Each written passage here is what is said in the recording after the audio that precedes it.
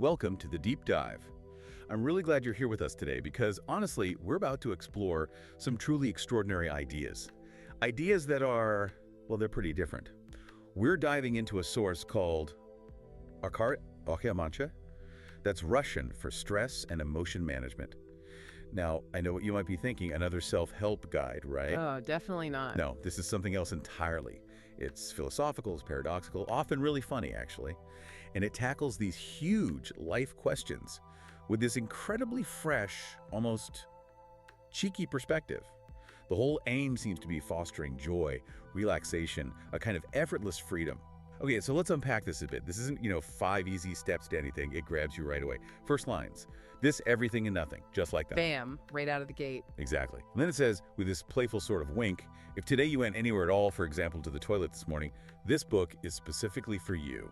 Which is just brilliant, isn't it? So immediate, so relatable. Totally. It sets this tone that's somehow both really deep, but also super accessible. Even a bit audacious, maybe.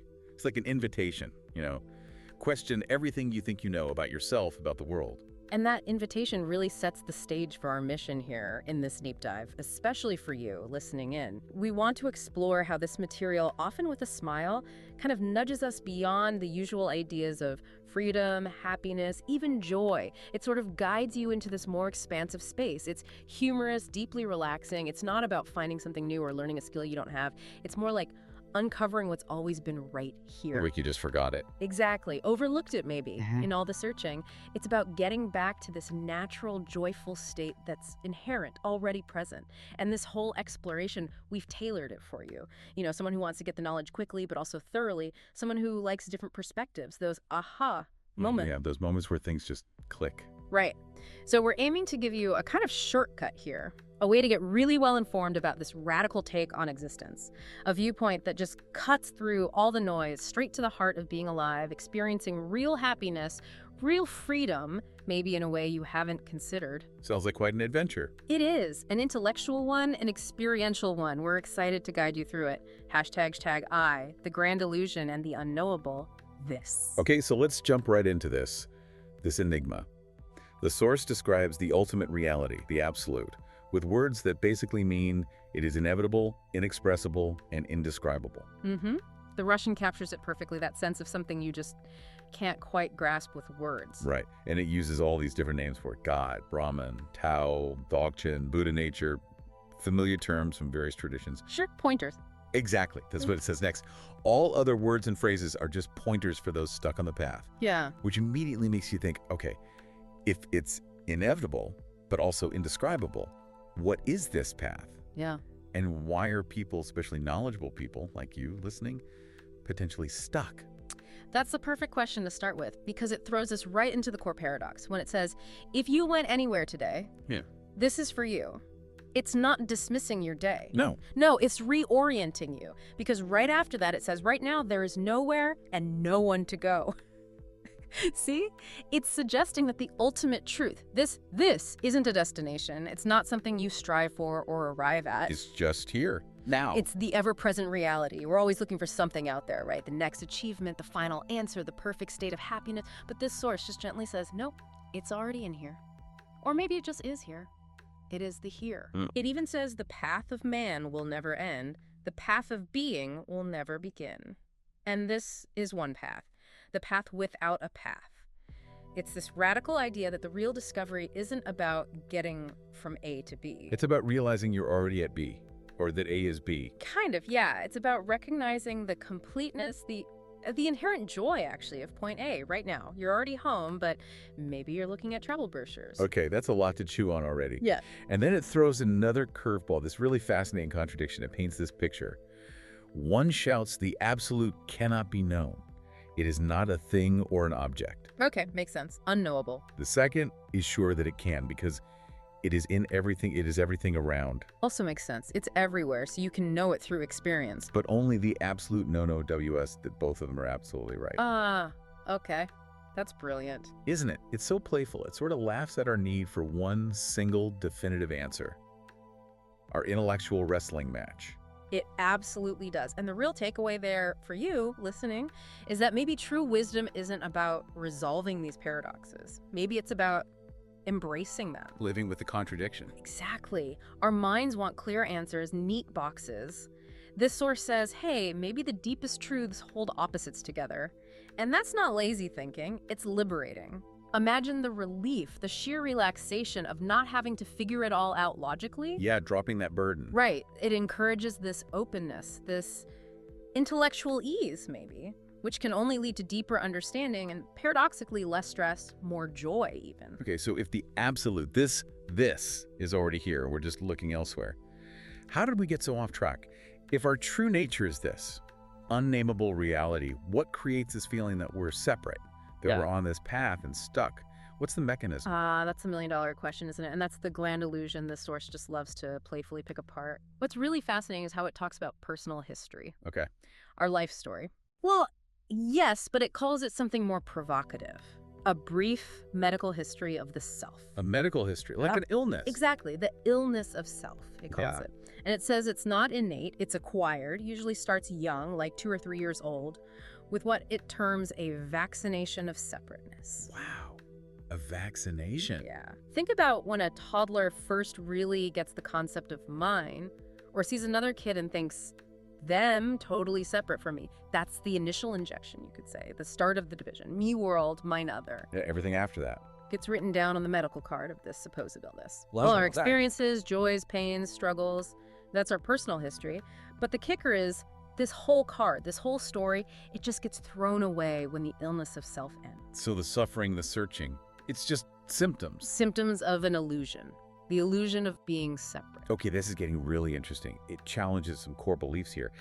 The source even redefines original sin. Forget the apple in the garden. Right, what does it say? It says original sin is the belief that you were once born and consequently will once die. Whoa, okay. Pause on that. Right, just sit with that for a second. That core belief, I was born, I will die. That's the root. That's what creates this vulnerable, separate, fearful self. How does that work? How does belief in birth and death fuel all the striving for happiness and freedom? Well, think about it. If you fundamentally believe you have a definite beginning and a definite end, what's the immediate consequence? Fear. Vulnerability. Bingo. Fear of loss, fear of pain, fear of not having enough time, fear of death itself. And that fear becomes the engine, doesn't it? It drives this endless cycle of doing and seeking. Trying to make things secure, trying to achieve, control. Accumulate, protect, become more, find happiness, find freedom, anything to lessen that underlying fear of disappearing. This false self, the ego, becomes this dreamer, endlessly chasing freedom from perceived threats, running on a treadmill, convinced it's making progress. But it's just running in place. Pretty much. And here's the source's punchline, and it's radical. True freedom is freedom from the dreamer itself. It's not about getting a better dream or a faster treadmill. It's about waking up from the dream, stepping off the treadmill. Exactly.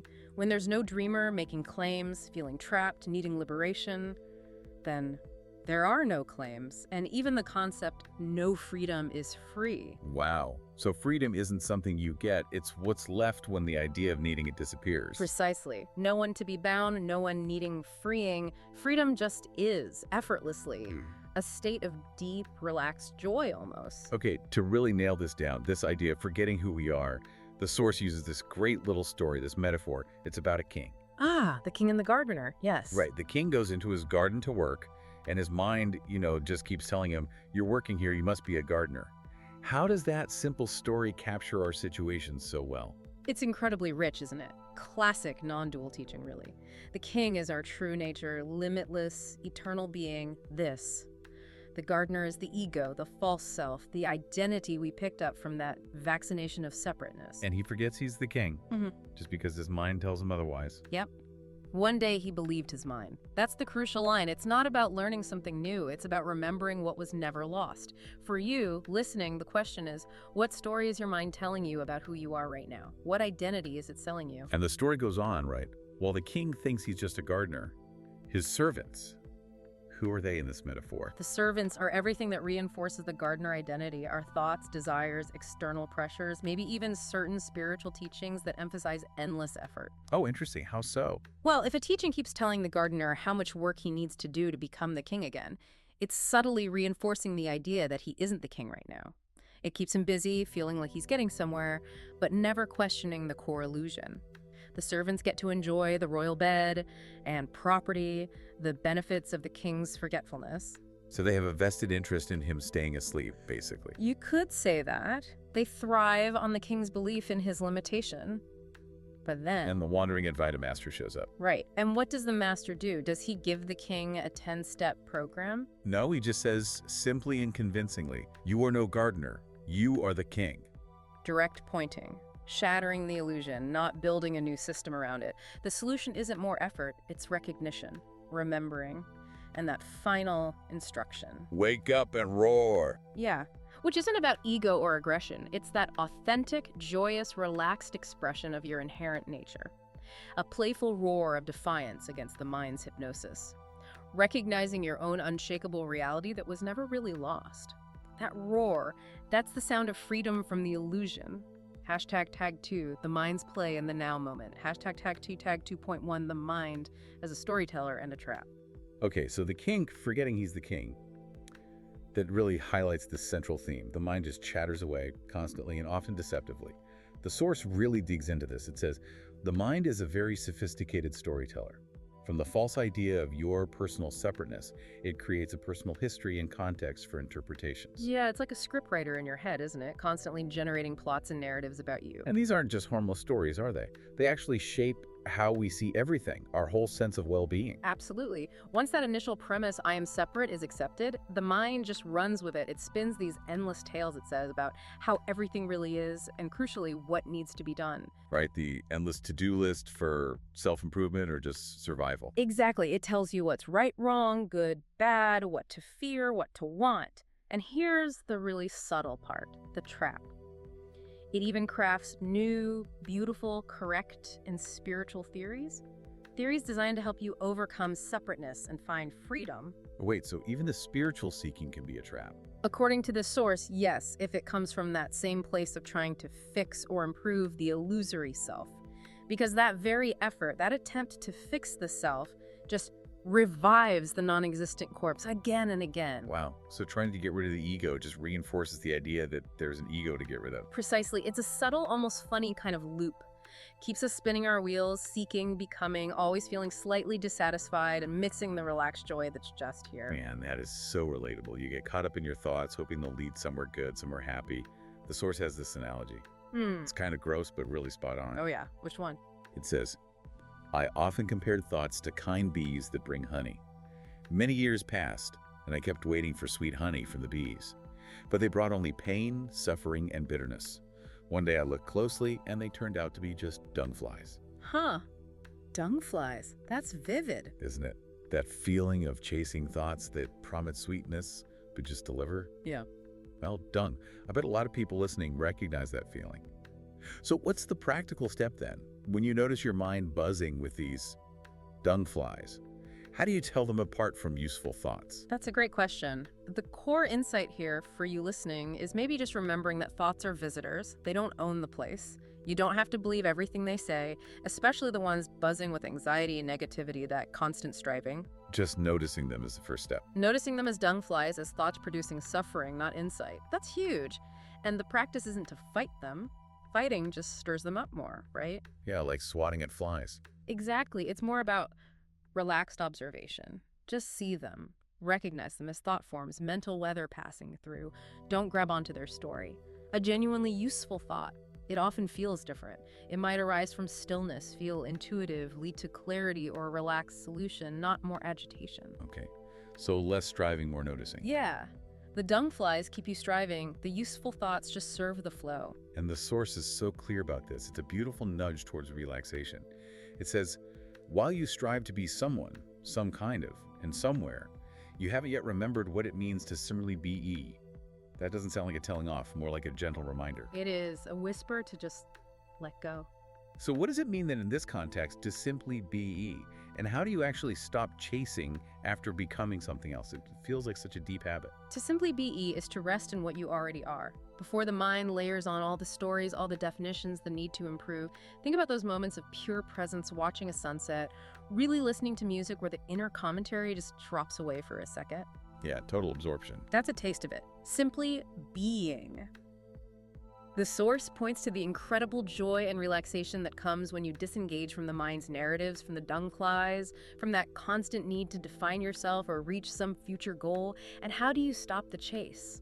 Not by trying harder to stop. Oh, okay. Another paradox. Kind of. It's by recognizing that the chaser, the becomer, is part of the illusion itself. Like realizing the character in your dream who's desperately trying to find their way home is the dream. The real you is already awake. Ah, so the recognition itself is the release. Exactly. It's this deep sigh of relief, an unburdening, a joyful relaxation into the truth of what you already are. It's this humorous, inspired shift from needing to acquire something to just appreciating what is. Hashtag Tech 2.2, the eternal now, as true paradise and source of joy. Okay, so if the mind stories are often these dung flies and real relaxation comes from just being, what does that do to our idea of happiness? Or paradise, the source really flips the script here. It says paradise is not a place, not the presence of certain comforts, and not a time. Yeah, that throws out most conventional ideas, doesn't it? Heaven, utopia, the perfect future life. Totally. For anyone listening who's seeking real, lasting joy, this feels like a major turning point. If paradise isn't out there somewhere, or back then sometime, where is it? Right here, that's the pivotal insight. The source says paradise is what always already resides in the eternal now.